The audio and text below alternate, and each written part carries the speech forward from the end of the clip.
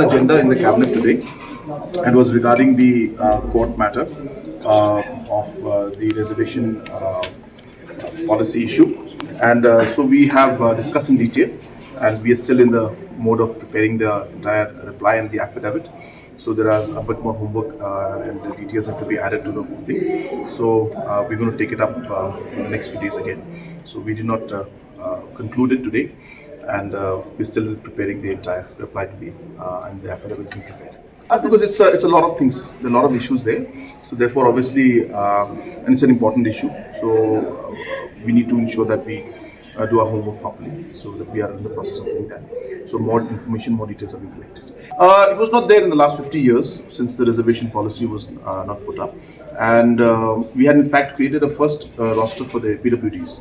In fact, it was not there for the physically disabled also, but it was this government that did that in the past, and based on the roster system, now there is a proper chart that is followed in that. And as the board is now directed that this thing has to be looked into. So we are examining it now, and we are doing our entire before we come to the final affidavit reply to the High Court.